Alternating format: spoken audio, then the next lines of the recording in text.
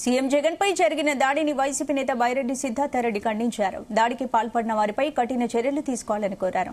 చంద్రబాబు ప్రజలను రెచ్చగొడుతున్నారని ఆరోపించారు. బహిరంగ సభల్లో వైసీపీ నేతల అంతు చూస్తామంటూ టీడీపీ నేతలు అంటున్నారని తెలిపారు. ఇక ప్రతిపక్ష నేతలు చెప్తున్న చెడు మాటలకు ప్రభావితమై దాడులకు పాల్పడుతున్నారని బైరెడ్డి సిద్ధార్థరెడ్డి మండిపడ్డారు.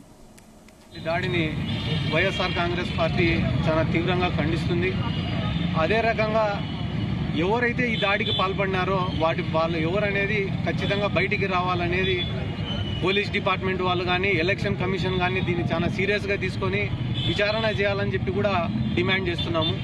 ఎందుకంటే ప్రతిపక్షాలు అనే వాళ్ళు ప్రతిరోజు ఎక్కడ మీటింగ్ పెట్టినా కూడా ఏ రాజకీయ పార్టీ అయినా కూడా వాళ్ళ మేనిఫెస్టో చెప్తారు, లేదా చేసిన పనుల గురించి చెప్తారు, లేదా చేయబోయే పనుల గురించి చెప్తారు. కానీ తెలుగుదేశం పార్టీ వాళ్ళు కానీ జనసేన పార్టీ వాళ్ళు కానీ మాట్లాడితే అంతు చూస్తాము, మా ప్రభుత్వం వస్తే ఎవరిని ఉండనీయము, కేసులలో ఇరికిస్తాము, భౌతికంగా లేకుండా చేస్తాము, ఎర్ర బుక్కులలో రాసుకున్నాము, చివరికి ఐపీఎస్ ఆఫీసర్లను ఐఏఎస్ ఆఫీసర్లను కూడా వదలమని చెప్పడము. ఎందుకంటే సమాజంలో ఇటువంటి మాటలు మాట్లాడితే రెచ్చిపోయే మనుషులు కూడా చాలా మంది ఉంటారు. ఎందుకంటే మంచి చెప్తే వినే వాళ్ళు ఎంతమంది ఉంటారో చెడుకు ప్రభావితం అయ్యే వాళ్ళు కూడా అంతేమందే ఉంటారు. ఇప్పుడు ఈ సమాజంలో డేరా బాబా అని ఒకడు ఉన్నాడు. ఆ డేరా బాబాకు కూడా అభిమానులు ఉంటారు. ఆ డేరా బాబా చెప్పేది వినేదానికి కూడా కొన్ని వందల మంది భక్తులు పోతుంటారు. కానీ డేరా బాబా చేయని పాపాలే లేవు.